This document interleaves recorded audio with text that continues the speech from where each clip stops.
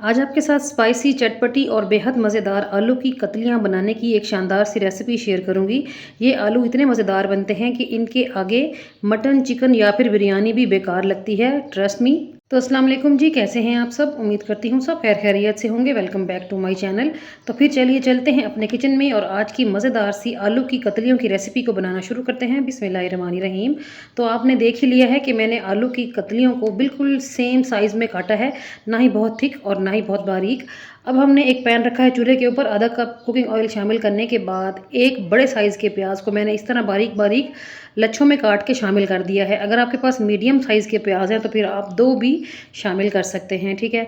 तो यहाँ पर हमने प्याज को हल्का सा नरम करने के बाद कुछ खड़े मसाले डालने हैं। खड़े मसालों में मैंने डाले हैं आधा चम्मच साबुत सफ़ेद ज़ीरा, 5 से 6 काली मिर्च के दाने हैं, 4 से 5 लौंग हैं, 2 दालचीनी के टुकड़े हैं और 2 अदद हरी इलायचियाँ हैं।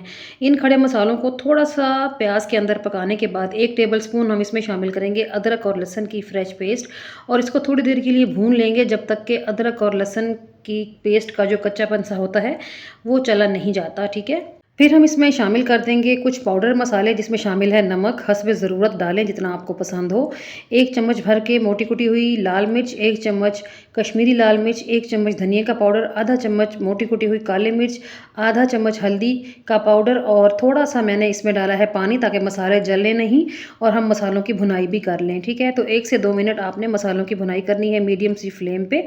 उसके बाद आपने पानी से निकाल के डायरेक्ट आलू की जो कतलियाँ हैं ना वो इस मसाले में शामिल करनी है।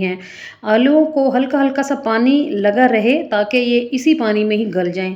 ज़्यादा पानी डालेंगे तो आलू बहुत सॉफ्ट हो जाएंगे, ठीक है। तो इसलिए आलू की कतलियों को ड्राई करके ना डालें, पानी के अंदर से निकाल के डायरेक्ट ही आपने कढ़ाई में शामिल कर देनी है और यहाँ पर आपने थोड़ी देर के लिए मिक्सिंग करते हुए आलूओं को भून लेना है। भुनाई के दौरान ही आलू की कतलियाँ 20 से 30% तक सॉफ्ट हो जाएंगी। उसके बाद आपने इसको कवर लगाना है और मीडियम फ्लेम पे 8 से 10 मिनट के लिए इनको पकने के लिए छोड़ दें बगैर पानी डाले, ठीक है।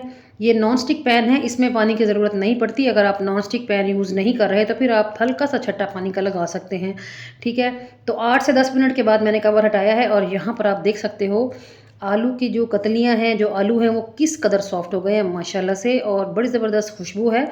ख़ास तौर पर जो इसमें हमने गरम मसाले डाले हैं साबुत, उनकी बहुत अच्छी खुशबू आ रही है और आलू यहाँ पर मुकम्मल तौर पर पक चुके हैं। अब हम इनमें शामिल कर देंगे टमाटर। तो 2 मीडियम साइज़ के टमाटरों को मैंने बारीक चॉप किया है और ऐड कर दिया है। साथ में 2 हरी मिर्चें डाली हैं साबुत और 1-2 मैंने काट के भी शामिल कर दी हैं। आलू इस स्टेज पर बहुत ज़्यादा सॉफ्ट है तो आपने चम्मच को जेंटली चलाना है, आलू की कतली टूटनी नहीं चाहिए, ठीक है। फ्लेम को थोड़ा सा हाई पे कर लें। हमने यहाँ टमाटर को बिल्कुल मिक्सअप नहीं करना, सिर्फ सॉफ्ट करना है, ठीक है। तो यहाँ पर टमाटर सॉफ्ट हो चुके हैं। अब हम इसमें शामिल कर देंगे बारीक कटा हुआ हरा धनिया। मिक्स करके बस अपनी मज़ेदार सी आलू की कतलियों की डिश को करते हैं डिश आउट। बिस्मिल्लाहिर्रहमानिर्रहीम। तो ज़बरदस्त किस्म की लुक है जी माशाल्लाह, आप देख सकते हो बहुत ही कमाल की रेसिपी बन के रेडी हुई है और बहुत ही आसान है इसको बनाना। यकीन करें ये जितनी जल्दी बन जाती है ना, ये उतनी जल्दी ख़त्म भी हो जाती है क्योंकि ये बहुत ही टेस्टफुल बनती हैं। तो कैसी लगी आपको मेरी आज की ये शानदार सी रेसिपी? उम्मीद करती हूँ अच्छी लगी होगी। अच्छी लगी है तो वीडियो को लाइक और शेयर करना मत भूलिएगा, साथ में चैनल को भी ज़रूर सब्सक्राइब करें। तो बिस्मिल्लाहिर्रहमानिर्रहीम पढ़ के ट्राई करते हैं। माशाल्लाह से आप बाइट की लुक चेक करें और बहुत ही कमाल की शानदार सी रेसिपी हमारी डन हुई है।